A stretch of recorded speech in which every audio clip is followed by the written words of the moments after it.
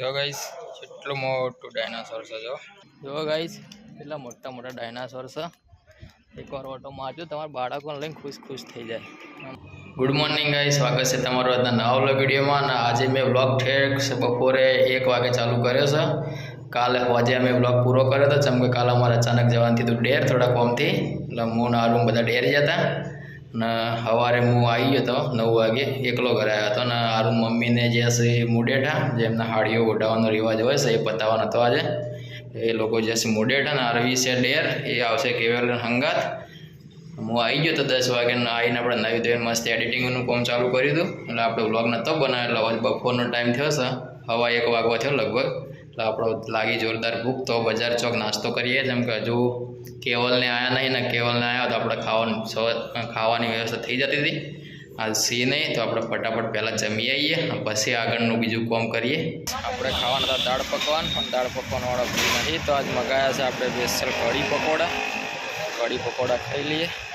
ખોલી છે નાસ્તાની નવી લારી ખોલી છે પેલી વાડીથી થોડી આગળ કઢી પકોડાની બધી કઢી પકોડા આવી ગયા છે ગાઈઝ આપણે મસ્ત હવે ખાઈ લઈએ કઢી પકોડા ગરમા ગરમ સાથે સરસ મજાના પાવ મરચાં ડુંગળી આપી છે મસ્ત જમી લઈએ હવે ફાઇનલી ગાઈઝ આપણે જમીન એટલે કે નાસ્તો કરીને આવ્યા પણ જમવા જેવું જ હતું 40 રૂપિયામાં આપણે કઢી પકોડા ખાધા પણ બહુ મજા આવી ખાવાની અને મેન તો આપણે વસ્તુ એ ભાઈની ગમી એમને નવી જ લારી ખોલી લીધી પણ એમને જે આખી લારી હતી ને એને આખી આમ પ્લાસ્ટિકના મેણિયાથી કવર કરેલી હતી એટલે ગંદકી કે મોખે વગર અંદર જાય નહીં આપણે મેન તો એ જોઈને જ તો નાસ્તો કરવા ગયા અને ભાઈનો નાસ્તો પણ સારો હતો હંમેશા બજારમાં ખાવું હોય ને તો પહેલાં એની સ્વચ્છતા જોવાની ચોખ્ખાઈ જોવાની કે જેવું રાખે છે પછી નાસ્તો કરો બાકી આખો દાડો તમે જો મોખે ઉડતી હોય અને બે નાસ્તો કરો એવું થાય બીમાર પડીએ આપણે તો નાસ્તો કરવા જઈએ ભલે નાસ્તો થોડો 21 ચાલે પણ પહેલાં એની ચોખ્ખાઈ જોવાની પછી જ નાસ્તો કરવાનો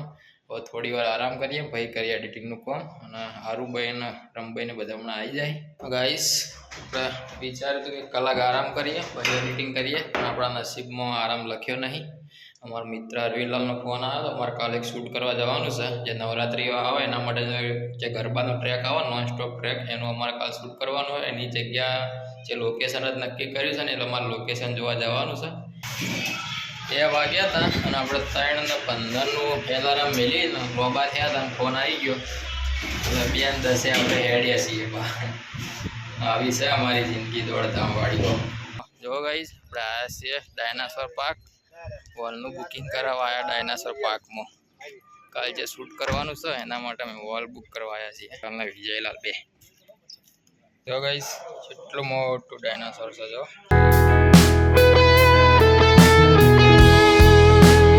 ગાઈસ હોલ જોઈ લીધો પણ આપણને વિજયભાઈને ઓછો માફક આવ્યા છે તો હવે જઈએ બીજી જગ્યાએ માટે ડાયનાસોર પાર્કની અંદર એક છે હોલ અહીં મિટિંગ થાય એવો જ છે ને આપણે જે જોવે એવો નહીં જો ગાઈસ કેટલા મોટા મોટા ડાયનાસોર છે એકવાર ઓટો મારજો તમારા બાળકોને લઈને ખુશ થઈ જાય અમારે તો અવારનવાર જો આવી રીતનું આવવાનું થાય છે એ સરસ્વતી તાલુકાનું બસ સ્ટેન્ડ જો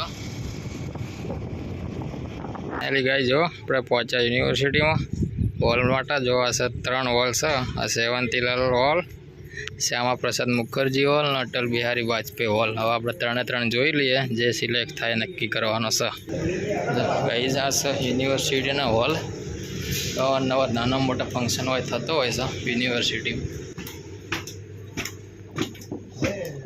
જો ગાઈઝ આ છે મોટો હોલ આવ્યો છે યુનિવર્સિટીનો સીટિંગ જુઓ તમે કેટલું સીટિંગ છે તો આ જુઓ ગાઈઝ 800 સીટિંગનો હોલ છે 800 માણસ તમારો એકણ બેસી કે કમ્પ્લીટ 800 સીટો છે અંદર આ કેટલું સીટિંગ 170 સીટિંગ એ તો આપણે કોઈ મતલબ સ્ટેજનું જ મતલબ અટલ બિહારી વાજપેયીજીનું સ્ટેચ્યુ મૂકેલું છે આપણે ગાઈઝ 2 હોલ જોઈ લીધા એક બહુ મોટો પડે ને એક બહુ નાનો પડે પછી સેટિંગ નહીં હોય ત્રીજો હોલ છે જોવા જઈએ સાંસ્કૃતિક કોનાથી વધારે પછી 800 સીટિંગમાં જો ફાઇનલી ગાઈઝ આ સ્ટેજ કમ્પ્લીટ છે આપણે આવડું સ્ટેજ જોવો છે ગાઈઝ અટલ બિહારી વાજપેયી હોલ પહેલો તમે જે મોટો હોલ જોયો તો એ ડૉક્ટર શ્યામા પ્રસાદ મુખર્જી હોલ હતો અને આ છે અટલ બિહારી વાજપેયી હોલ ભવનનું અંધારું ગોળ છે હા અને હોય શું એટલા બધા પ્રોગ્રામ ઓની થતા હોય હા હા એ સરસ છે આમ તો આશા ગાઈસ રંગભવન યુનિવર્સિટીનો જૂનામાં જૂનો હોલ છે આ રહ્યો રંગભવન. પેલા જોયો આપણે નવો હોલ હતો અને આ છે જૂનો હોલ જે યુનિવર્સિટીમાં પહેલામાં પહેલો હોલ કહેવાય આ રહ્યો રંગભવન. અંદર બધી લોખંડની ખુરશી હોય પેલી નથી. તો ફાઇનલી ગાઈસ આપણે પહોંચી ગયા છીએ ઘરે અને જો કોણ આવી છે મારો જેપુ આવી ગયો. હવે મુન્નુ આવી ગયો છે. જો જેત બેટી ચોકન જેત પપ્પા ચિકન મમ લાયા મમ ચો બતાય મમ ચો જો તારું મમ ચીચો આયુ માં જેપુનું મમ. ગાઈસ આપણે વચ્ચેથી જો નાઇટીન ચડ્ડો લાવી દીધો છે મસ્ત સરસ મજાની નાઇટો લઈ લીધી છે. આપણે આખો દાડો ઘેરના ઘેર રહીએ એટલે નાઇટી વધારે પહેરીએ છીએ. તો ગાઈસ 8 વાગ્યા છે અને જમવાનો ટાઈમ થઈ ગયો છે. જો હું પણ આવી ગઈ છે અમારા હારુભાઈ આવી જશે. અમારા હારુભાઈ વગર અમારે ઘર હોનું હતું. તૈયાર થઈ જશે હારુભાઈ ગરબામાં જવા માટે. આજ અમારે વધ્યું છે શીસડું ડુંગળી ખીચડી ડુંગળી બનાવી. આજ જો તપેલું ભરી ખીચડી બનાવી છે. અંદર ડુંગળી છે અને તેલ ના છાશ.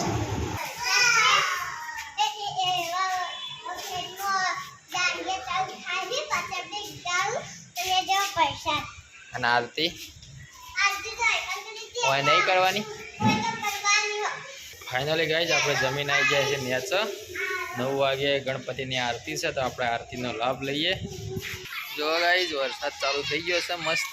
हेलो गाइस हम बरसात वाले हैं. बारिश में भीगने वाले हो. हाँ और गाइस बारिश शुरू हो चुकी है धीमे धीमे. जो आरती में 30 मिनट की देर है. 30 मिनट बाद आरती चालू होगी तो हम आरती करने के लिए जाएंगे गणपति दादा की.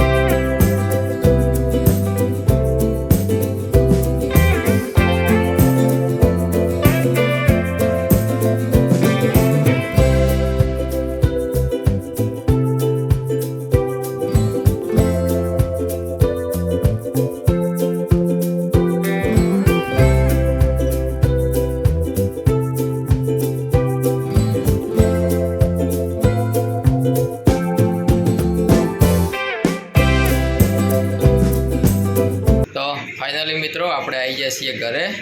હજુ નેચે ગરબા ચાલુ હતા પણ આપણે ગરબામાં નહીં રહ્યા.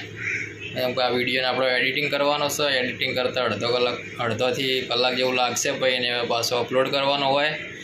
આવતીકાલે ફરી જાહું આપણે ગણપતિ મહોત્સવમાં. હા તો અમારો નાનો એવો ફ્લેટનો ગણપતિ મહોત્સવ નવરાત્રિમાં.